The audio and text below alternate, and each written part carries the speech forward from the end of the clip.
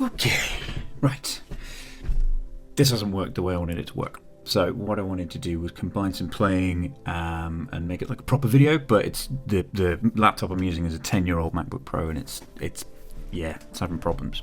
So what I want to do is just show you the hybrid rig that I'm running, which is basically my guitar and vocal into my pedalboard. So I've got analog pedals, then I'm going into the Helix, then I'm going from the Helix out into my laptop, and you're using at the moment the Morgan Neural DSP plugin, and then coming back out of that and going into the return of my Catalyst 100 amps. I'm using that as just a power amp, but 1x12 speaker, nice live loveliness.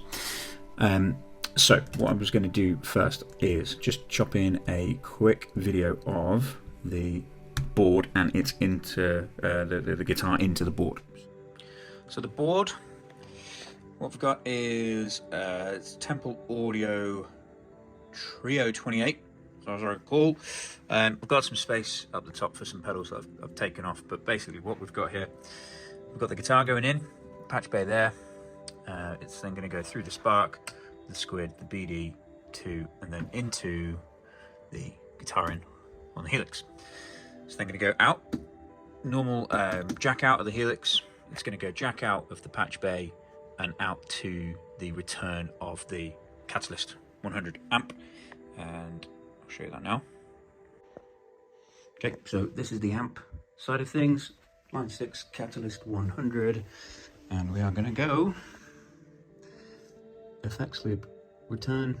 It's got the power amp in switch there. This would probably work on any amp that has got an effects loop. You just whack it in the return, bypass everything in the front of the amp, and you are using an amp, a cab speaker in the room kind of thing. Okay, so I'm into Helix edit now, and basically what I've set up here is this is what's on the physical Helix on the floor at the moment. So I've got the guitar coming into a wire that's activated by the foot pedal on the Helix, volume pedal, and then that's going out to USB 1 and 2. So you can set that send on here on your outputs. You can have where the past quarter-inch XLR, but I've got it going USB 1 and 2. It's then going into from there into the laptop. It's then the laptop you can send out from the plugin back out on a specific USB channel. So that's coming in back into the Helix on USB 3.4. We've then got some post-amp effects, so some wet effects, some chorus. I think that's a reverb and a chorus and a delay. That's then going quarter-inch out to the amp. So that's my guitar chain. My vocal chain is on the bottom, and basically that's going into the return one of the Helix. Now I'm using a Helix LT. It's not got a dedicated mic preamp in it, sorry. So I've set up a line here with, we've got the bit of compression, bit of EQ, a mic pre, which is set pretty much basic out the box, bit of delay, bit of reverb. That's going out into USB 5 and 6 because what I'm then doing is I'm using either Logic or Luna sometimes to go into a vocal line on there and basically have a few more effects if I don't want to use the Helix live for that, but it gives me the vocal chain. I'm using this to get the microphone input into the Helix. Now I'm using the return input, so I'm using an effects loop return on the Helix, which is set to on the unit itself. It's set to instrument level. This basically takes your microphone signal, turns it into instrument level. Really cool piece of kit. This is an Audix T50K. So now we're into the amp suite. At the moment we've got the audio settings here up, so that we're going, the Helix is the input and the output device. It's coming in on inputs 1 and 2. It matches the USB 1 and 2 on the Helix. It's going out from the plugin on outputs 3 and 4, which matches the line here on the Helix USB 3.4.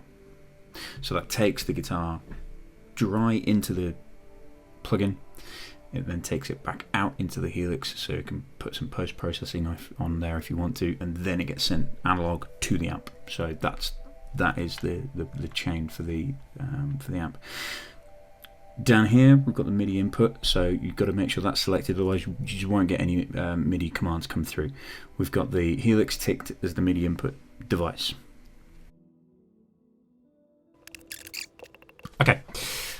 bit of a problem there with everything just crashing. I'm going to get a new laptop in a week.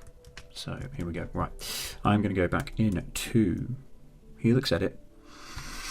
I want to show you the MIDI side of things. So I've got it all set up on MIDI channel 1. That corresponds with the MIDI settings in the amp suite in the plugin. So I've got program change toggle there for everything. I've just done program change. There might be a better way of doing it, but I'm just doing program change. I've got them all set up for all of the stomp boxes. I've got them set up for the post effects, and I've got them set up for patch changes as well. Like I said, all on channel 1.